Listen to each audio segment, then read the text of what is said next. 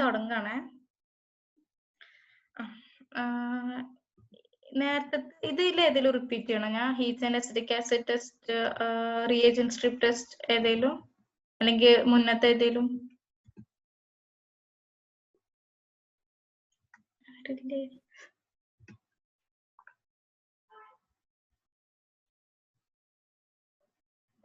ഞാൻ ഇത് വെച്ച് തുടങ്ങണേ. സൾഫർ സാലിസിലിക് ആസിഡ് ടെസ്റ്റ് നിങ്ങൾക്ക് കേൾക്കല്ലേ?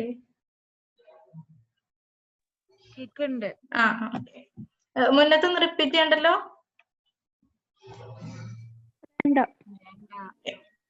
അപ്പൊ സൾഫർ സാലിസിലിക് ആസിഡ് ടെസ്റ്റ് ഇവിടെ എന്തിനാ ചെയ്യുന്നത് വെച്ച് കഴിഞ്ഞാൽ നമ്മൾ റിയേജന്റ് സ്ട്രിപ്പ് ടെസ്റ്റ് ചെയ്ത്, അപ്പൊ ചെയ്തപ്പോ ഞാൻ പറഞ്ഞു യെല്ലോ ആണെന്നുണ്ടെങ്കിൽ നെഗറ്റീവ് ആണ്, പ്രോട്ടീൻസ് ഒന്നുമില്ല.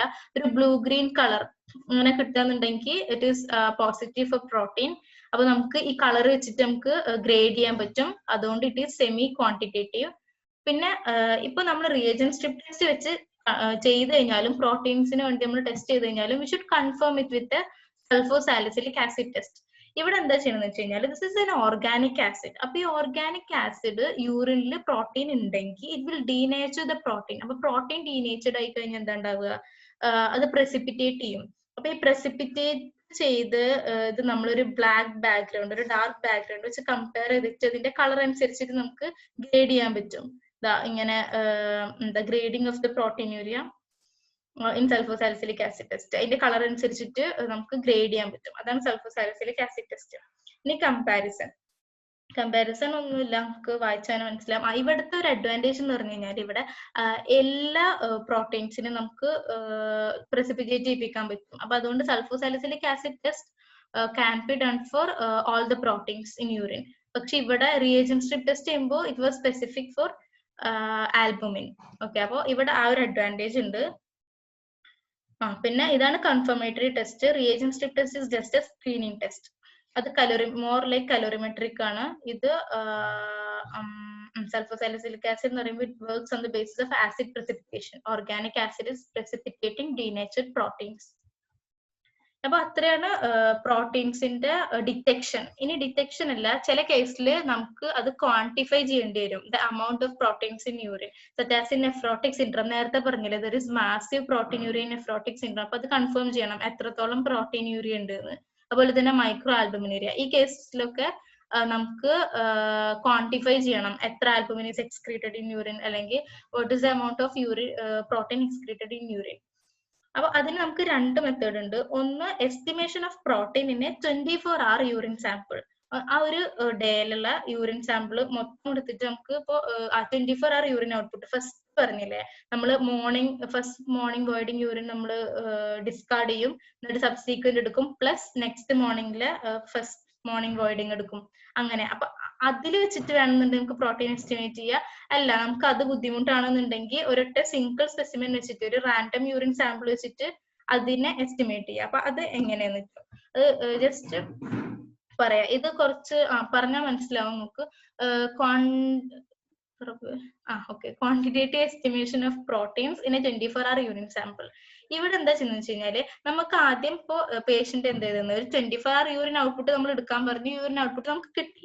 ഫസ്റ്റ് നമുക്ക് കൺഫേം ചെയ്യണം ഇത്രയും ആണോ, ഇത് 24-hour യൂറിൻ ഔട്ട്പുട്ട് ഉണ്ടോ എന്ന് കൺഫേം ചെയ്യണം, അല്ലെങ്കിൽ നമ്മുടെ വാല്യൂ മൊത്തം തെറ്റുമല്ലോ. അപ്പൊ ഒന്ന് മിസ് ഔട്ട് ആവാണ്ട് ആ 24-hour urine output correct bulk ഉണ്ടോ എന്ന് അറിയണം. അപ്പൊ അതിനു വേണ്ടി നമ്മൾ എങ്ങനെ കൺഫേം ചെയ്യും? അത് കൺഫേം ചെയ്യാനാണ് നമ്മൾ ക്രിയാറ്റിനിൻ ലെവൽ നോക്കും. കാരണം ക്രിയാറ്റിനിൻ ലെവൽ എന്ന് പറയുമ്പോൾ ഒരു അഡൾട്ടിന് അത് ഓൾമോസ്റ്റ് കോൺസ്റ്റന്റ് ആയിരിക്കും. കാരണം creatinine excretion solely depends on the muscle mass of the individual അല്ലെ. അപ്പൊ അയാളുടെ മസിൽ മാസ് വെച്ചിട്ട് അയാൾക്ക് എന്തുണ്ട്, ഒരു certain amount of creatinine excretion is expected in 24 hours. Okay, അയാളുടെ മസിൽ മാസിന് ഈസ് ഹാവിങ് എ കോൺസ്റ്റന്റ്. അത് ഇൻഡിവിജ്വൽ ടു ഇൻഡിവിജ്വൽ വേരിയേഷൻ ഉണ്ടെങ്കിലും അയാൾക്ക് it is a constant value. അപ്പൊ അയാളുടെ മസിൽ മാസ് വെച്ചിട്ട് അയാൾ എത്രത്തോളം ക്രിയാറ്റിനിൻ എക്സ്ക്രീഷൻ ചെയ്യാൻ എക്സ്പെക്റ്റഡ് ആണെന്നുള്ളത് നമ്മൾ ഈ വാല്യൂ വെച്ച് നോക്കും. അതായത് പെർ കിലോഗ്രാമിൽ നമ്മൾ 14-26 ഒരു മെയിൽ ആണെങ്കിൽ, അല്ലെങ്കിൽ പെർ കിലോഗ്രാം ബോഡി വെയിറ്റിൽ 11-20 ഒരു ഫീമെയിൽ ആണെങ്കിൽ, ഇത് വെച്ച് കാൽക്കുലേറ്റ് ചെയ്ത് കഴിഞ്ഞാൽ അയാളുടെ ബോഡി വെയിറ്റിന് അയാളുടെ മസിൽ മാസിന് എത്രത്തോളം എക്സ്പെക്ട് ചെയ്യാൻ നമുക്ക് കാൽക്കുലേറ്റ് ചെയ്യാം. അത്രത്തോളം ക്രിയാറ്റിനിൻ ആ 24-hour യൂറിൻ സാമ്പിളിൽ ഉണ്ടോ നോക്കുക. ഉണ്ടെന്നുണ്ടെങ്കിൽ അത് 24-hour യൂറിൻ ഔട്ട്പുട്ട് ഉണ്ട്. അപ്പൊ ആദ്യം അങ്ങനെ അത് കൺഫേം ചെയ്യണം. എന്നിട്ട് will go for protein estimation. അപ്പൊ ഇവിടെ ജസ്റ്റ് മെത്തേഡ്സിന്റെ പേര് മാത്രമേ ഉള്ളൂ. Esbach's albuminometer method, turbidimetric method, biuret reaction, immunologic method, just പേര് മാത്രമേ ഉള്ളൂ. പക്ഷെ ഇതിന് ക്വസ്റ്റ്യൻ ഒന്നും ചോദിച്ചു കണ്ടില്ല. ഇതുവരെ പറഞ്ഞതിന് ക്വസ്റ്റ്യൻ ചോദിച്ചത് കോസസ് ഓഫ് പ്രോട്ടീനൂരിയ ചോദിച്ചിട്ടുണ്ട്. ഇനി അപ്പൊ ഇതുകൊണ്ടാണ് നമ്മൾ ക്രിയാറ്റിൻ എക്സ്ക്രീഷൻ ഇവിടെ പറയാൻ കാരണം കിട്ടിയ 24 hour യൂറിൻ ഔട്ട്പുട്ട് കറക്റ്റ് ആണോ നോക്കാൻ വേണ്ടിയിട്ട് will do A creatinine excretion. ഇനി സെക്കൻഡ് വൺ എന്ന് പറഞ്ഞു കഴിഞ്ഞാല് ഇപ്പൊ നമുക്ക് ഒരു സാമ്പിൾ കിട്ടിയിട്ടുള്ളൂ, 24 hour യൂറിൻ സാമ്പിൾ ഇല്ല, just a single random urine sample. അപ്പൊ നമ്മൾ എങ്ങനെ എസ്റ്റിമേറ്റ് ചെയ്യുക എങ്ങനെയാന്ന് വെച്ച് കഴിഞ്ഞാല് ആ protein to creatinine ratio correct ആണോ നോക്കും. ഓക്കെ, അപ്പൊ protein to creatinine ratio normal ratio എന്ന് പറയുന്നത് ലെസ് ദാൻ 0.2 ആണ്. Protein excretion by creatine excretion less than 0.2 ആണ്.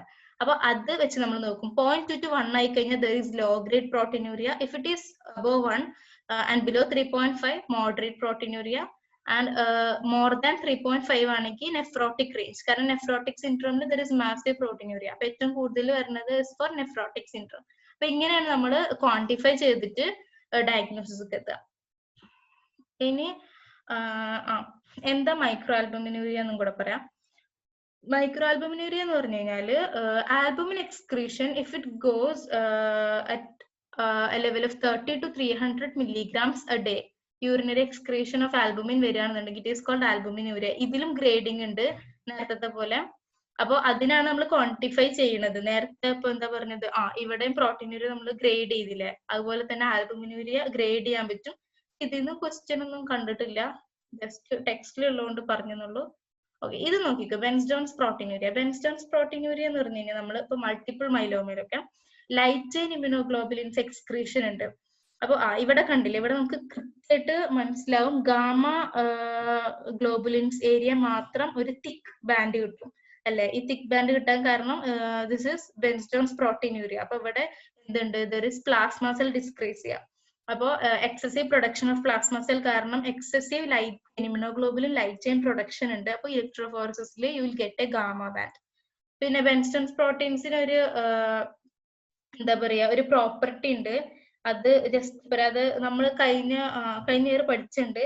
അത് നമ്മൾ ഈ ബെൻസ്-ജോൺസ് പ്രോട്ടീൻസിനെ അതായത് ഈ യൂറിൻ നമ്മൾ ഹീറ്റ് ചെയ്യുമ്പോൾ ഒരു 40 to 60 ഡിഗ്രി സെൽഷ്യസ് ഒക്കെ ആയി കഴിഞ്ഞാല് പ്രോട്ടീൻസ് ഗെറ്റ് പ്രസിപ്പിറ്റേറ്റഡ്. ഓക്കെ, ഇനി അത് ഹീറ്റ് ചെയ്ത് ഒരു 100 ഡിഗ്രി സെൽഷ്യസ് ഒക്കെ എത്തിക്കഴിഞ്ഞാൽ ആ പ്രോട്ടീൻസ് പ്രസിപ്പിറ്റേറ്റ് ഡിസപ്പിയർ ആവും.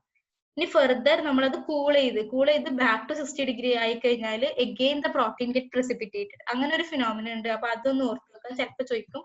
ബെൻസ്-ജോൺസ് പ്രോട്ടീൻസിന്റെ ഒരു പെക്യുലാരിറ്റി. ഫസ്റ്റ് നമ്മളിപ്പോ അത് ഹീറ്റ് ചെയ്യാണെന്നുണ്ടെങ്കിൽ 40 to 60 എത്തുമ്പോൾ പ്രോട്ടീൻസ് ഗെറ്റ് പ്രസിപ്പിറ്റേറ്റഡ്. ഇനി ഹീറ്റ് ചെയ്ത് 100 ആയി കഴിഞ്ഞാൽ പ്രസിപ്പിറ്റേറ്റഡ് പ്രോട്ടീൻ ഡിസപ്പിയർ.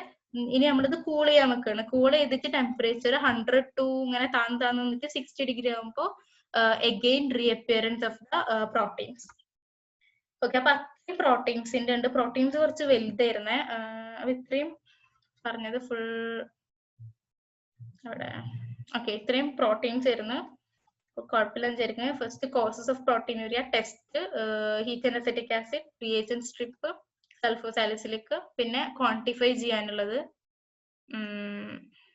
ഓക്കെ, ഇനി ഗ്ലൂക്കോസും കീറ്റോൺസും കൂടെ ഉള്ളു. ഗ്ലൂക്കോസും കീറ്റോണും കുറച്ചും കൂടെ ചെറുതാണ്. അപ്പൊ ഗ്ലൂക്കോസിൽ നമുക്ക് ഇൻഡിക്കേഷൻസ് കാര്യമായിട്ടൊന്നുമില്ല. എന്താ മെയിൻ ആയിട്ടുള്ളത് ഡയബറ്റിസ് മെലിറ്റസ്. ഇതാണ് മെയിൻ ഇൻഡിക്കേഷൻ. അതിന്റെ ഡിറ്റക്ഷൻ, അതിന്റെ തെറാപ്പിക്കുള്ള ഫോളോ അപ്പ്, അതൊക്കെ how the patient is responding അത് നോക്കാന്. ഓക്കെ, അപ്പൊ അതാണ് indication of glucose estimation in urine, mainly diabetes mellitus.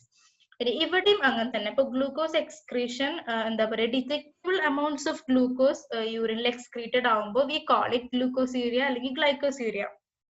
Okay, ഇനി ഇത് മെയിൻലി എപ്പോഴാണ് ഗ്ലൂക്കോസീരിയ അല്ലെങ്കിൽ ഗ്ലൈക്കോസീരിയ വരിക എന്ന് വെച്ച് കഴിഞ്ഞാല് നമ്മുടെ നോർമലി ഈ ഫിൽറ്റേർഡ് ഗ്ലൂക്കോസ്, അത് ഗ്ലോമറുലസ് ഫിൽട്ടർ ചെയ്ത് ട്യൂബ്യൂൾസിലേക്ക് എത്തുന്ന glucose they are reabsorbed by your tubules.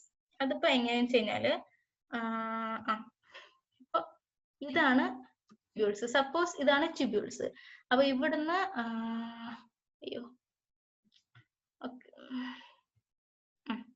അപ്പൊ ഇവിടുന്ന് ഇവിടെ ഗ്ലോമറുലസ് ഒക്കെ ഉണ്ട്. അപ്പൊ ഗ്ലോമറുലസ് ഫിൽട്ടർ നമുക്ക് പ്രോട്ടീൻസ് അല്ല സോറി ഗ്ലൂക്കോസ് ഇവിടെ എത്തി. ഓക്കെ, അപ്പൊ ഇനി ഈ ഫിൽട്ടേർഡ് ഗ്ലൂക്കോസ് ഇല്ലേ, ഫിൽട്ടേർഡ് ഗ്ലൂക്കോസ് യൂറിനിൽ എക്സ്ക്രീറ്റഡ് ആവാണ്ട് എന്താ ചെയ്യണത്, ഈ ട്യൂബുലാർ എപ്പിത്തീലിയത്തിൽ കുറച്ച് റിസപ്റ്റേഴ്സ് ഉണ്ട്. ഓക്കെ, അപ്പൊ സപ്പോസ് ഇതാണ് ട്യൂബുലാർ എപ്പിത്തീലിയൽ റിസപ്റ്റേഴ്സ്. അപ്പൊ ഈ റിസപ്റ്റേഴ്സ് ആണ് എന്ത് ചെയ്യണത്, ഗ്ലൂക്കോസിനെ ഈ ട്യൂബുലാർ ലൂമനിന്ന് സർക്കുലേഷൻക്ക് തിരിച്ച് റീഅബ്സോർബ് ചെയ്യണത്. ഓക്കെ, അപ്പോൾ we expect glucosuria and glycosuria when detectable amounts of glucose are present in urine. അപ്പൊ നോർമലി എന്ന് പറഞ്ഞു കഴിഞ്ഞാൽ ഈ ഫിൽട്ടേർഡ് ഗ്ലൂക്കോസിനൊക്കെ ട്യൂബുലാർ എപ്പിത്തീലിയൽ റിസപ്റ്റേഴ്സ് റീഅബ്സോർബ് ചെയ്തിട്ട് ബ്ലഡിലേക്ക് എടുക്കുക ചെയ്യുക. പക്ഷെ ഇപ്പോ എന്താ പറയാ, നമ്മുടെ ബ്ലഡിലുള്ള ഗ്ലൂക്കോസ് ലെവല് ഭയങ്കര കൂടുതലാന്ന് വിചാരിക്കുക. അപ്പൊ അത്രയും ഗ്ലൂക്കോസ് ഇവിടെ എത്തി. അപ്പൊ അത്രയും ഗ്ലൂക്കോസ് എത്തിക്കഴിഞ്ഞാൽ ഈ റിസപ്റ്റേഴ്സ് ഒക്കെ സാച്ചുറേറ്റഡ് ആവും. ഇവിടെ ഒരു പെർട്ടിക്കുലർ നമ്പർ ഓഫ് റിസപ്റ്റേഴ്സ് എല്ലാം ഉണ്ടാവുള്ളൂ. അപ്പൊ റിസപ്റ്റേഴ്സ് ഒക്കെ സാച്ചുറേറ്റഡ് ആയി കഴിഞ്ഞാൽ ഇതിന് പറ്റുന്ന maximum is reabsorb into the circulation. പക്ഷെ ബാക്കി proteins gets excreted in the urine. അപ്പൊ അതാണ് എങ്ങനെയാണ് ഗ്ലൂക്കോസീരിയ അല്ലെങ്കിൽ ഗ്ലൈക്കോസീരിയ വരുന്നത് എന്നുള്ളത്. ഓക്കെ, ഒന്നുമില്ല, ഈ ട്യൂബുലർ റിസപ്റ്റേഴ്സ് സാച്ചുറേറ്റഡ് ആവുമ്പോൾ അവര് they get excreted in the urine. That is when there is hyperglycaemia. അപ്പൊ what are the causes mainly ഹൈപ്പർഗ്ലൈസീമിയാണ്, ഡയബറ്റീസ്, കുഷിങ്സ്, ഹൈപ്പർ തൈറോയിഡിസം, പിന്നെ അലിമെന്ററി ഗ്ലൈക്കോസീരിയ. അലിമെന്ററി ഗ്ലൈക്കോസീരിയ അറിയുണ്ടാവും. അതായത് നമ്മളിപ്പോ ഫുഡ് കഴിച്ചു കഴിഞ്ഞാൽ ഇൻ സച്ച് ഇൻഡിവിജ്വൽ അപ്പോ ട്രാൻസിയന്റ് ആയിട്ട് ഡ്യൂ ടു റാപ്പിഡ് അബ്സോർപ്ഷൻ ആ ഒരു സമയത്ത് ഭയങ്കര ഹൈ ആയിരിക്കും ബ്ലഡ് ഗ്ലൂക്കോസ് ലെവല്. പക്ഷെ നമ്മളൊരു 2 hour പോസ്റ്റ് പ്രാൻഡിൽ എടുത്തു കഴിഞ്ഞാൽ നോർമൽ വാല്യൂ ആയിട്ടുണ്ടാവും. അതാണ് അലിമെന്ററി ഗ്ലൈക്കോസീരിയ. അപ്പൊ ഹൈപ്പർഗ്ലൈസീമിയാണ് ഒരു മേജർ റീസൺ എന്ന് പറയുന്നത് ഹൈപ്പർഗ്ലൈസീമിയാണ്. കാരണം ഹൈപ്പർഗ്ലൈസീമിയ ഉണ്ടാവുമ്പോ അത്രയും ഗ്ലൂക്കോസ് ട്യൂബ്യൂൾസ്ക്ക് എത്തി. അപ്പൊ ട്യൂബുലാർ റിസപ്റ്റേഴ്സ് സാച്ചുറേറ്റഡ് ആവുമ്പോ there is no more receptors to take those glucose back into the circulation. അപ്പൊ ബാക്കിയുള്ള ഗ്ലൂക്കോസ് ഒക്കെ gets excreted in the urine. പക്ഷെ ഒരു ചെറിയ ഫ്രാക്ഷൻ ഓഫ് ആൾക്കാരില് there is glycosuria അല്ലെങ്കിൽ ഗ്ലൂക്കോസീരിയ വിത്തൗട്ട് ഹൈപ്പർഗ്ലൈസീമിയ. അതായത് that is what we call renal glycosuria. അതായത് അങ്ങനെയുള്ള ഇൻഡിവിജ്വൽസിൽ എന്താ ഉണ്ടാവും വെച്ച് കഴിഞ്ഞാൽ their renal threshold will be low. Normally ഒരു റീനൽ ത്രെഷോൾഡ് ഉണ്ട് 180 milligrams per deciliter. അതായത് ഈ റീനൽ ത്രെഷോൾഡ് എന്ന് പറഞ്ഞു കഴിഞ്ഞാല് കിഡ്നിക്ക് താങ്ങാവുന്ന ഒരു amount of glucose in the blood. Okay, അപ്പൊ അത്രയും എമൗണ്ട് ഓഫ് ഗ്ലൂക്കോസ് ആണ് ബ്ലഡിൽ ഉണ്ടെന്നുണ്ടെങ്കിൽ അത്രയും ഈ കിഡ്നിക്ക് താങ്ങാൻ പറ്റും. കിഡ്നിക്ക് അത് റീഅബ്സോർബ് ചെയ്ത് സർക്കുലേഷനിക്ക് ബാക്ക് ടു സർക്കുലേഷൻ എടുക്കാൻ പറ്റും. പക്ഷെ ഈ ത്രെഷോൾഡ് അങ്ങനെയുള്ള ആൾക്കാരുടെ കിഡ്നി ത്രെഷോൾഡ് കുറഞ്ഞു കഴിഞ്ഞു കഴിഞ്ഞാല് അവർക്ക് അവരുടെ ബ്ലഡ് ഗ്ലൂക്കോസ് ലെവല് നോർമൽ ആണെങ്കിലും അവരുടെ ത്രെഷോൾഡിനേക്കാളും താഴായതുകൊണ്ട് their kidney is incapable of reabsorbing the glucose back into circulation. അപ്പൊ അവർക്ക് ഒരു underlying hyperglycemia ഇല്ല. പക്ഷെ the problem is with their kidney, their renal threshold has reduced from the normal value of 180 milligrams per deciliter. Okay, അപ്പൊ ഇനി glucose detection ഇതും നമ്മൾ ചെയ്തതാണ് Benedict's test copper detection method. നമ്മൾ എന്തെടുത്ത് നമ്മൾ കഴിഞ്ഞ പ്രാവശ്യം ഒരു ടെസ്റ്റ് ട്യൂബ് എടുത്ത് 5 ml ബെനഡിക്സ് റിയേജന്റ് എടുത്ത് അങ്ങനെ ചെയ്തിട്ടുണ്ടാവും. 1/2 ml ഓഫ് നമുക്ക് തന്ന റിയേജന്റ് ഒഴിക്കും. ഓക്കെ, അപ്പൊ ഇവിടെ ശരിക്കും നടക്കുന്നത് ഈ നമ്മൾ ടെസ്റ്റ് ട്യൂബിൽ നമ്മൾ 5 ml ബെനഡിക്സ് റിയേജന്റ് എടുക്കുമല്ലോ. അപ്പൊ ഈ ബെനഡിക്സ് റിയേജന്റിൽ ഉള്ളത് കോപ്പർ സൾഫേറ്റ് ആണ്, മെയിൻലി കോപ്പർ സൾഫേറ്റ് ആണ്. അപ്പൊ ഈ കോപ്പർ സൾഫേറ്റ് നമ്മൾ ഇപ്പൊ യൂറിൻ സാമ്പിൾ വെച്ച്, അപ്പൊ സപ്പോസ് ആ യൂറിനിൽ എന്തുണ്ട്, നമ്മൾ ഷുഗർ ആണ് ഗ്ലൂക്കോസ് ആണല്ലോ ഡിറ്റക്ട് ചെയ്യാൻ പോണത്, ഗ്ലൂക്കോസ് ഉണ്ട്. അപ്പൊ നമ്മളിത് ഹീറ്റ് ചെയ്യുന്ന സമയത്ത് ഈ കോപ്പർ സൾഫേറ്റ് ഗെറ്റ്സ് എന്താ പറയാ reduced into cuprous oxide and cuprous hydroxide. അപ്പൊ അതാണ് ആ പെർട്ടിക്കുലർ കളർ കൊടുക്കുന്നത്. കഴിഞ്ഞ പ്രാവശ്യം നമുക്ക് ഇങ്ങനെ ഇതിൽ പിക്ചർ ഉണ്ടോ നോക്കട്ടെ, ഇല്ലാണ്ട് നമ്മൾ കഴിഞ്ഞ പ്രാവശ്യം ഇങ്ങനെ ബ്ലൂ, ആദ്യം ബെനഡിക്സ് റിയേജന്റ് ബ്ലൂ ആയിരുന്നു, പിന്നെ അത് എന്താ പറയാ ഒരു റെഡിഷ് ബ്രൗൺ കളർ. അപ്പൊ നമ്മൾ ആ കളർ വെച്ചിട്ട് ഒരു സെമി ക്വാണ്ടിറ്റേറ്റീവ് ടെസ്റ്റ് എന്ന് പറഞ്ഞിരുന്നു. കാരണം എത്രത്തോളം കോപ്പർ സൾഫേറ്റ് റെഡ്യൂസ് ചെയ്തിട്ട് റെഡിഷ് ബ്രൗൺ കളർ ആവോ that depends on the amount of glucose in the urine sample. Okay, പക്ഷെ ഇവിടെ പ്രശ്നം എന്താന്ന് വെച്ച് കഴിഞ്ഞാല് നമ്മൾ ബേസിക്കലി നമ്മൾ ഗ്ലൂക്കോസ് ആണ് ഡിറ്റക്ട് ചെയ്യാൻ നോക്കുന്നത്. പക്ഷെ it is not specific for glucose. ഏത് കാർബോഹൈഡ്രേറ്റ് ഉണ്ടെങ്കിലും അത് റെഡ്യൂസ് ചെയ്യും. ഇപ്പൊ ലാക്ടോസ് അല്ലെങ്കിൽ വേറെ ഗാലക്ടോസ് അല്ലെങ്കിൽ ഫ്രക്ടോസ് എന്ത് ഷുഗർ ആണെന്നുണ്ടെങ്കിലും ബെനഡിക്സ് ടെസ്റ്റ് റിസൾട്ട് തരുന്നോണ്ട് it is not a specific test. പിന്നെ അടുത്തതാണ് ക്ലിനിടെസ്റ്റ് ടാബ്ലറ്റ് മെത്തേഡ്. അത് പ്രത്യേകിച്ച് ഒന്നുമില്ല. ഈ ബെനഡിക്സ് റിയേജന്റ് ഇപ്പൊ നമ്മൾ ലിക്വിഡ് ഫോമിലുള്ള റിയേജന്റ് ടെസ്റ്റ് ട്യൂബിൽ ഒഴിക്കുന്നത്. ഇവിടെ പകരം എന്ത് ചെയ്യും, നമുക്ക് ടാബ്ലറ്റ് ഫോമിൽ റിയേജന്റ് കിട്ടും. അപ്പൊ നമ്മൾ ടാബ്ലറ്റിന്റെ കളർ ചേഞ്ച് നോക്കും, അത്രേ ഉള്ളൂ. അത് വലിയ കാര്യമായിട്ടൊന്നും നോക്കണ്ട. ബെനഡിക്സ് ടെസ്റ്റിന്റെ ഒരു മോഡിഫൈഡ് വേർഷൻ എന്ന് പറയാം ക്ലിനിടെസ്റ്റ് ടാബ്ലറ്റ് മെത്തേഡ്. നമുക്ക് ടാബ്ലറ്റ് രൂപത്തിൽ കിട്ടും. ഇനി reagent strip method. Reagent strip method important ആണ്, കാരണം it is the most specific test for glucose. അത് വേറെ ഒന്നിനെയും എന്ത് ചെയ്യില്ല, ഇവിടെ റിഡക്ഷൻ നടത്തൂല. ഇവിടെ ശരിക്കും എന്താണ്ടാന്ന് വെച്ച് കഴിഞ്ഞാല് ആ സ്ട്രിപ്പില്ലേ, ഈ സ്ട്രിപ്പില് നേരത്തെ പറഞ്ഞ പോലെ തന്നെ നമ്മുടെ reagent paddle it will be impregnated വിത്ത് എന്താ പറയാ ഗ്ലൂക്കോസ് ഓക്സിഡേസ് ആൻഡ് പെറോക്സിഡേസ്. അപ്പൊ എന്താണ്ടാന്ന് വെച്ച് കഴിഞ്ഞാല് നമ്മൾ അത് യൂറിനിൽ ഡിപ്പ് ചെയ്യും. യൂറിനിൽ ഡിപ്പ് ചെയ്യുമ്പോൾ ഈ ഗ്ലൂക്കോസ്, ഇപ്പൊ യൂറിനിൽ സപ്പോസ് യൂറിനിൽ ഗ്ലൂക്കോസ് ഉണ്ടെന്നുണ്ടെങ്കിൽ പിന്നെ നോർമൽ എയറും ഉണ്ടല്ലോ, കാരണം ഇത് ഓപ്പൺ അറ്റ്മോസ്ഫിയർ നമ്മൾ ചെയ്യുമ്പോൾ ദർ ഇസ് എയർ. അപ്പൊ ഈ ഗ്ലൂക്കോസ് പ്ലസ് എയർ ഉണ്ട്. ദിസ് ഗ്ലൂക്കോസ് ഓക്സിഡേസ്, ഇതാണ് നമ്മൾ റിയേജന്റ് പാഡിൽ ഇംപ്രഗ്നേറ്റ് ചെയ്തിട്ടുള്ളത്. അപ്പൊ this glucose oxidase will act upon this glucose and oxygen, എന്നിട്ട് it will produce hydrogen peroxide. Okay, ഈ ഹൈഡ്രജൻ പെറോക്സൈഡ് എന്തെന്ന് വെച്ച് കഴിഞ്ഞാല് നമ്മൾ ഈ റിയേജന്റ് പാഡുമ്മ ഈ രണ്ട് എൻസൈംസ് പ്ലസ് ഒരു ക്രോമോജൻ ഉണ്ട്. ഓക്കെ, ഒരു കളർ പ്രൊഡ്യൂസിങ് സബ്സ്റ്റൻസ് ഉണ്ട്, ഒരു ക്രോമോജൻ ഉണ്ട്. അപ്പൊ ഈ ഹൈഡ്രജൻ പെറോക്സൈഡ് എന്ത് ചെയ്യും, plus react with the chromogen, and who is catalyzing this reaction? The other enzyme, that is the peroxidase. ഈ peroxidase എന്ത് ചെയ്യും, ഈ hydrogen peroxide plus chromogen reaction catalyse ചെയ്തിട്ട് ഓക്സിഡൈസ് ദ ക്രോമോജൻ. അപ്പൊ ക്രോമോജൻ പ്രൊഡ്യൂസ് ബ്ലൂ കളർ. അതാണ് ഈ ടെസ്റ്റിന്റെ principle. Okay, അപ്പൊ ഒന്നുമില്ല, the reagent pad is impregnated with a chromogen along with enzymes glucose oxidase and peroxidase. അപ്പൊ when you dip the reagent strip into urine, അതില് glucose ഉണ്ടെന്നുണ്ടെങ്കിൽ this glucose will react with oxygen and glucose oxidase ആ reaction catalyze ചെയ്യും and produce hydrogen peroxide. Hydrogen peroxide will react with the chromogen. Peroxide ആ reaction catalyze ചെയ്യും and produce a blue color. അപ്പൊ ഇതാണ്, ഇത് നമ്മൾ Benedict's ടെസ്റ്റിൽ നമ്മൾ എങ്ങനെ നോക്കുകയാണ്. ഇപ്പൊ ബ്ലൂ ആണെന്നുണ്ടെങ്കിൽ ഒന്നുമില്ല, കാരണം ബെനഡിക്സ് ടെസ്റ്റിൽ നമ്മൾ ആ ബെനഡിക്സ് റിയേജന്റിന്റെ കളർ തന്നെ, അപ്പൊ ഒന്നും പ്രത്യേകിച്ച് മാറ്റൊന്നുമില്ല. പിന്നെ ഗ്രീൻ, ബ്രൗൺ അങ്ങനെ മാറുന്തോറും അതിന്റെ എമൗണ്ട് ഓഫ് റെഡ്യൂസിങ് സബ്സ്റ്റൻസ് അല്ലെങ്കിൽ എമൗണ്ട് ഓഫ് ഷുഗർ കൂടുണ്ട്. അതാണ് സെമി ക്വാണ്ടിറ്റേറ്റീവ് ടെസ്റ്റ്. ഇവിടെ യൂറിൻ റിയേജന്റ് സ്ട്രിപ്പ് ടെസ്റ്റ്, ഇവിടെ എന്ന് പറഞ്ഞു കഴിഞ്ഞാല് ഇവിടെ തന്നെ ബേസ്ഡ് ഓൺ ദ കളർ നമുക്ക് അറിയാൻ പറ്റും ഗ്ലൂക്കോസ് ഉണ്ടോ ഇല്ലേന്ന്. അപ്പൊ കളർ വെച്ചിട്ട് ഗ്രേഡ് ചെയ്യാം, എമൗണ്ട് ഓഫ് ഗ്ലൂക്കോസ് ഗ്രേഡ് ചെയ്യാൻ പറ്റും. And finally ketones. കീറ്റോൺസിൽ എന്താ പറയാ, കീറ്റോൺസ് എന്ന് പറഞ്ഞ കീറ്റോൺ യൂറി എപ്പോഴാന്ന് പറഞ്ഞു കഴിഞ്ഞാല് കീറ്റോൺ ബോഡീസ് യൂറിനിൽ എക്സ്ക്രീറ്റഡ് ആവുമ്പോ. അപ്പൊ നോർമലി ഉള്ള കീറ്റോൺ ബോഡീസ് എന്ന് പറയുന്നത് അസറ്റോഅസറ്റിക് acid, ബീറ്റോ hydroxy butyric acid, acetone ഒക്കെ. when these substances get excreted in urine, അതാണ് കീറ്റോണൂറിയ. അപ്പൊ എപ്പോഴാണ് കീറ്റോണൂറിയ വരികയെന്ന്. അപ്പൊ കീറ്റോണൂറിയ വരണമെന്നുണ്ടെങ്കിൽ കീറ്റോൺ ബോഡീസ് പ്രൊഡ്യൂസ്ഡ് ആണ്. ഈ കീറ്റോൺ ബോഡീസ് വരുന്നത് ഫ്രീ ഫാറ്റി ആസിഡ് എന്നാണ്. ഓക്കെ, അപ്പൊ ഫ്രീ ഫാറ്റി ആസിഡ് മെറ്റബോളൈസ് ചെയ്യുമ്പോഴാണ് കീറ്റോൺ ബോഡീസ് കിട്ടുന്നത്. അപ്പൊ ഫ്രീ ഫാറ്റി ആസിഡ് എപ്പോഴാണ് ഉണ്ടാവുക, നമ്മളെ ബോഡിയിൽ normally we are deriving energy from carbohydrate source അല്ലെ.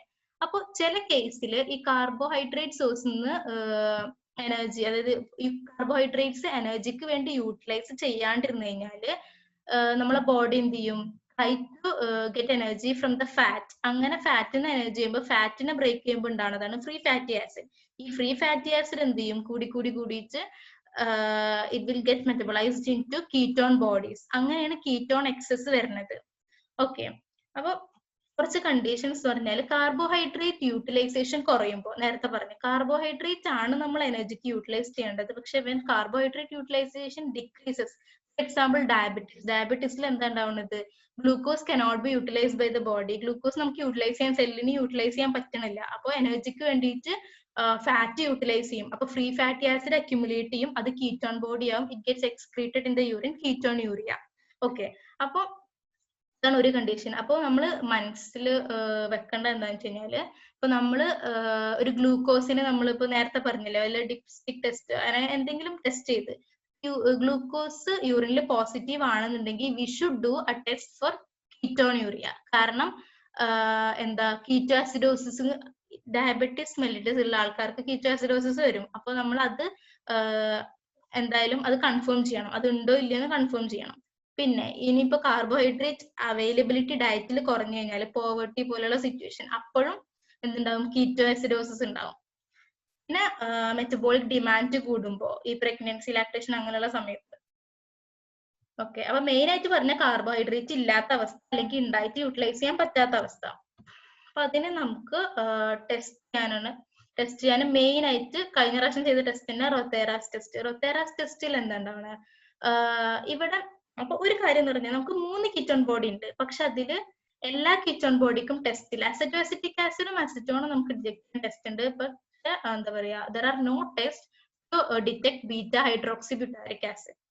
ഓക്കെ, ഇനി റൊത്തേറ ടെസ്റ്റ്. റൊത്തേറ ടെസ്റ്റ് എന്ന് പറഞ്ഞു കഴിഞ്ഞാൽ ഇവിടെ റൊത്തേറ ടെസ്റ്റില് ഈ നമ്മള് ആ ടെസ്റ്റ് നമ്മൾ ചെയ്തിരുന്നത് എങ്ങനെയാന്ന് വെച്ച് കഴിഞ്ഞാല് വിൽ ടേക്ക് നമ്മൾ 5 ml യൂറിൻ എടുക്കും. ഓക്കെ, 5 ml യൂറിൻ എടുത്തിട്ട് ഇപ്പൊ സപ്പോസ് ഒരു ടെസ്റ്റ് ട്യൂബിൽ we take 5 ml urine and saturate it with ammonium sulphate. Okay, എന്നിട്ട് will put a crystal of sodium nitrochloride add ചെയ്യും. ആദ്യം നമ്മൾ യൂറിനെ സാച്ചുറേറ്റ് ചെയ്യും, അമോണിയം സൾഫേറ്റ് വെച്ച് സാച്ചുറേറ്റ് ചെയ്തിട്ട് നമ്മൾ add the reagent that is sodium nitrochloride. അപ്പൊ ആഡ് ചെയ്യുമ്പോൾ ആഡ് ചെയ്തു, എന്നിട്ട് will try to pour ammonia slowly along the sides of the test tube. Liquid ammonia നമ്മളിങ്ങനെ സൈഡിൽ കൂടെ ഒഴിക്കുമ്പോൾ will get a purple coloured ring. ഉണ്ടെന്നുണ്ടെങ്കിൽ it is positive for Rothera. And ഇവിടെ കാണാം this is a positive test and this is a negative test. അപ്പൊ Rothera test positive ആവും.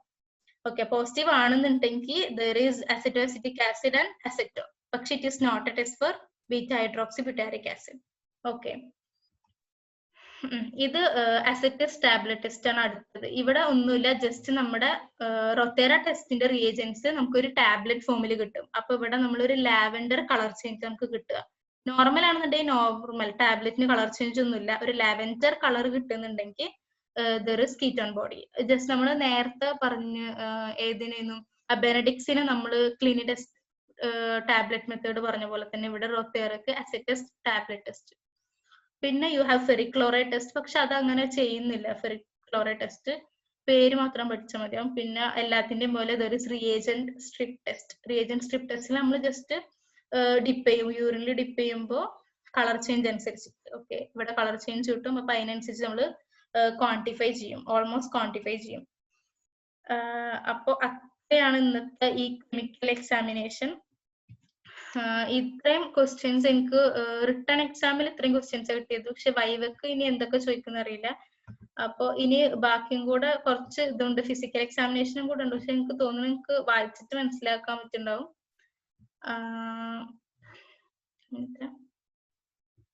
Physical എക്സാമിനേഷനിൽ ഇത് വായിച്ച് മനസ്സിലാക്കാന്നുള്ളൂ. നോർമൽ വോളിയം എത്ര, അപ്പൊ വോളിയം കൂടുന്ന കണ്ടീഷൻ, കുറയുന്ന കണ്ടീഷൻ. അതുപോലെ കളർ എന്ന് പറഞ്ഞാൽ നോർമൽ പെയിൽ യെല്ലോ കളറാണ്, അപ്പൊ കളർ ഡിഫറൻസ് വരുമ്പോൾ ഏതൊക്കെ അസോസിയേറ്റഡ് കണ്ടീഷൻസ്.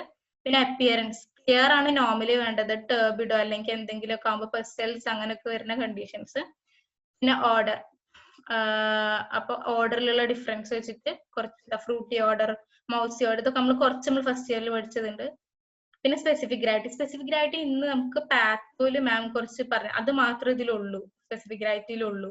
ആ യൂറിനോമീറ്റർ, സ്പെസിഫിക് ഗ്രാവിറ്റി ഇൻക്രീസ് ചെയ്യുന്ന കണ്ടീഷൻ, ഡിക്രീസ് ചെയ്യുന്ന കണ്ടീഷൻ, അത്രേ ഉള്ളൂ. പിന്നെ പി എച്ചും മാം പറഞ്ഞതാ. അസിഡിക് പി എച്ച് ആവുന്നത് urinary tract infection such as ഡ്യൂട്ടി കോളായി. പിന്നെ ആൽക്കലൈൻ ആവുന്നത് പ്രോട്ടിയേസ് ഇൻഫെക്ഷൻ. ഓക്കെ, അപ്പൊ അത്രേ ഉള്ളൂ. എന്തെങ്കിലും ഡൗട്ട് ഉണ്ടോ? കുറെ ടൈം ആയില്ലേ.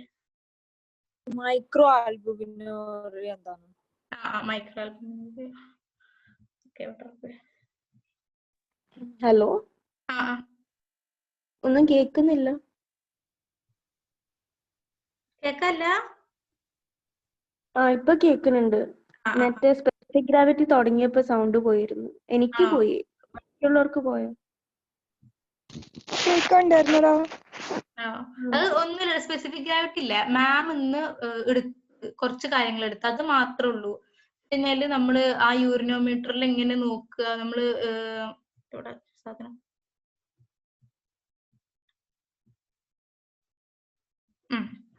ഈ യൂറിനോമീറ്ററിൽ എങ്ങനെ നോക്കുന്നു, ജസ്റ്റ് ഒരു കണ്ടെയ്നറിൽ നമ്മൾ യൂറിൻ എടുക്കും, യൂറിൻ എടുത്തിട്ട് ഈ യൂറിനോമീറ്ററിൽ ഡിപ്പ് ചെയ്യും. അപ്പോൾ ഈ യൂറിനിൽ വല്ല സൊല്യൂട്ട് ഉണ്ടെന്നുണ്ടെങ്കിൽ ഈ സൊല്യൂട്ട് എന്ത് ചെയ്യും, ഇതൊരു ബോയൻസി ആണ് ഇതിന്റെ പ്രിൻസിപ്പിൾ. അപ്പൊ ഈ സൊല്യൂട്ട് ഒക്കെ അപ്വേർഡ് ഫോഴ്സ്, അതാണല്ലോ ബോയൻസി. അപ്പൊ ഇവരൊരു അപ്വേർഡ് ഫോഴ്സ് എക്സേർട്ട് ചെയ്യുമ്പോൾ ഈ യൂറിനോമീറ്റർ മുകളിലേക്ക് പൊന്തും. അപ്പൊ യൂറിനോമീറ്റർ നോക്ക് ഗ്രേഡിങ് താഴത്തേക്ക് കൂടി കൂടി വരില്ല. അപ്പൊ ഇത് പൊന്തുമ്പോ ഈ മെനിസ്കസ്മ എത്തുന്തോറും ഈ ഒരു 40 ഒക്കെ അല്ലേ മുകളിലേക്ക് വരിക. അപ്പൊ അങ്ങനെ ഹെവിയർ ആയിട്ടുള്ള ഹയർ വാല്യൂസ് പൊങ്ങുമ്പോൾ മുകളിലേക്ക് വരും. അപ്പൊ ആ റീഡിങ് നമ്മൾ എടുക്കും. അപ്പൊ സൊല്യൂട്ട് കൂടുതൽ ഉണ്ടെങ്കിൽ ഇത് കൂടുതൽ പൊന്തും, അപ്പൊ സ്പെസിഫിക് ഗ്രാവിറ്റി കൂടും. അത്രേ ഉള്ളൂ ഇതിന്റെ പ്രിൻസിപ്പിൾ. പിന്നെ മാം കുറച്ച് ടെമ്പറേച്ചറിന്റെ കാര്യം പറഞ്ഞെന്താന്ന് വെച്ച് കഴിഞ്ഞാല് നമ്മൾ ഈ വാല്യൂ എടുത്തേക്ക് ഈ യൂറിന്റെ ടെമ്പറേച്ചർ നമ്മൾ നോക്കണം. തെർമോമീറ്റർ വെച്ചിട്ട് യൂറിന്റെ ടെമ്പറേച്ചർ നോക്കണം. അതെന്തിനാന്ന് വെച്ച് കഴിഞ്ഞാല് ഈ യൂറിനോമീറ്ററിന് ഒരു കാലിബ്രേഷൻ ടെമ്പറേച്ചർ ഉണ്ട്. അപ്പൊ അതുമായിട്ട് എത്രത്തോളം ഡിഫറൻസ് വന്നെന്ന് നോക്കണം. ഇപ്പൊ അത് എന്താ പറയാ, ഓരോ 0.3 ഡിഗ്രി സെൽഷ്യസ് ഡിഫറൻസ് വരുമ്പോഴും നമ്മൾ 0.001 നമ്മൾ ആഡ് ചെയ്ത് കൊടുക്കുക, അല്ലെങ്കിൽ അത് ടെമ്പറേച്ചർ കുറവാണെങ്കിൽ ഡിക്രീസ് ചെയ്ത് കൊടുക്കുക, അങ്ങനെ ചെയ്യണം. കാലിബ്രേഷൻ ടെമ്പറേച്ചർ ആയിട്ട് കൂടുന്ന ടെമ്പറേച്ചർ ആണ് യൂറിനിൽ ഉള്ളത് എന്നുണ്ടെങ്കിൽ അത് അതിനനുസരിച്ച് കൂട്ടി കൊടുക്കുക, കുറയുന്നതാണെന്നുണ്ടെങ്കിൽ 0.001 കുറച്ചു കൊടുക്കുക. അത് മാം എന്ന് പറഞ്ഞില്ല, അത്രേ ഉള്ളൂ. പിന്നെ മൈക്രോ ആൽബുമിനുരിയ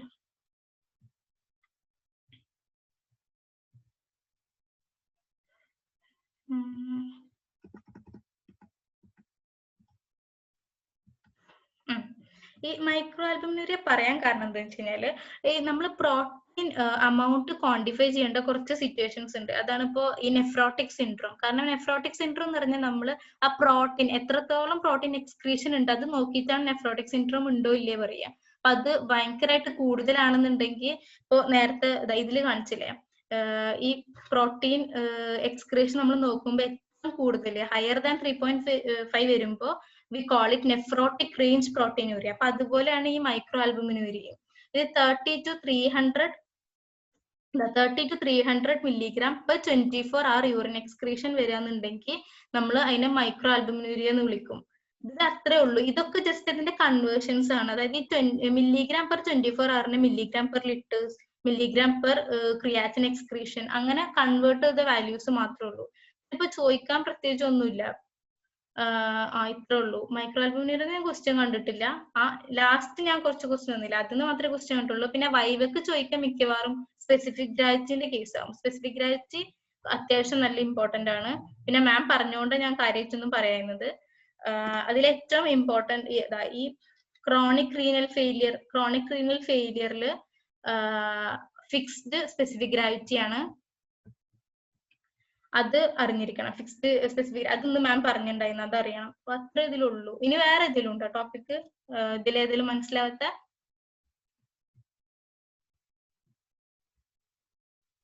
ട്യൂബുലർ പ്രോട്ടീനൂരി എന്ന് പറയും. ട്യൂബുലർ പ്രോട്ടീനൂരിയ എന്ന് പറഞ്ഞു കഴിഞ്ഞാല് ട്യൂബുലർ പ്രോട്ടീനൂരിയ എന്ന് പറഞ്ഞു കഴിഞ്ഞാൽ ഇപ്പൊ നോർമലി ഇല്ലേ സ്മോളർ മോളിക്കുലർ വെയിറ്റ് ഉള്ള പ്രോട്ടീൻസ് ഗ്ലോമറുലസ് വഴി ഫിൽട്ടർ ചെയ്ത് വരും. ഫിൽട്ടർ ചെയ്ത് വരും. പക്ഷെ എന്തുണ്ടാണെന്ന് വെച്ച് കഴിഞ്ഞാല് നോർമൽ ആയിട്ടുള്ള ആൾക്ക് അത് യൂറിനിൽ കാണൂല. കാരണം അയാളുടെ ട്യൂബ്യൂൾസ് എക്സ്ക്രീറ്റ് ചെയ്ത് ട്യൂബ്യൂൾസ് അത് റീഅബ്സോർബ് ചെയ്ത് കൊണ്ടുപോകും. പക്ഷെ ഈ ട്യൂബുലർ പ്രോട്ടീനൂരിയ എന്ന് പറഞ്ഞു കഴിഞ്ഞാല് ഈ കണ്ടീഷനിൽ വരുന്നത് ഈ ട്യൂബ്യൂൾസ് ഇംപയർഡ് ആണ്, അവർക്ക് റീഅബ്സോർപ്ഷൻ ഇല്ല, റീഅബ്സോർപ്ഷൻ എബിലിറ്റി ലോസ്റ്റ് ആണ്. അപ്പോ എന്താ ഉണ്ടാവുക, ഗ്ലോമറുലസ് വഴി ഫിൽട്ടർ ചെയ്ത് വരുന്ന സ്മോളർ പ്രോട്ടീൻസ് അത് ഇവർക്ക് റീഅബ്സോർബ് ചെയ്യാൻ പറ്റൂല. അപ്പൊ അതുകൊണ്ട് സ്മോളർ പ്രോട്ടീൻസ് മാത്രം നമ്മൾ യൂറിനിൽ കാണും. നമുക്ക് ഹയർ മോളിക്കുലർ വെയിറ്റ് ഉള്ളത് കാണാൻ പറ്റൂല. കാരണം നമ്മുടെ ഗ്ലോമറുലസ് ഇസ് ഇൻടാക്ട്. ഗ്ലോമറുലസും കൂടെ പ്രശ്നമാണെന്നുണ്ടെങ്കിൽ എന്താ ഉണ്ടാവുക, നമുക്ക് ആൽബുമിനും കൂടെ കണ്ടായിരുന്നേനെ. പക്ഷെ ആൽബുമിൻ കാണൂല, കാരണം ഇവിടെ ട്യൂബ്യൂൾസിന് മാത്രമേ പ്രശ്നമുള്ളൂ. ഈ കണ്ടീഷൻ കണ്ടില്ലേ, ഇവിടെ എന്താ ഈ ചെറിയ ചെറിയ മൈക്രോഗ്ലോബുലിൻസ് ആണ് ഇതൊക്കെ. മൈക്രോഗ്ലോബുലിൻസിന് മാത്രമേ നമ്മൾ ബാൻഡ് കാണുന്നുള്ളൂ, കാരണം ട്യൂബ്യൂൾസ് ആണ് ഇമ്പയർഡ് ആയത്.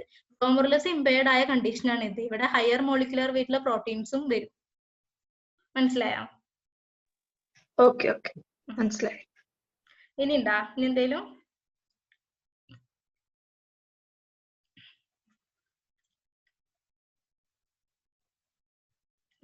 നമുക്ക് എന്ത് ചെയ്താലോ? Okay, thank you.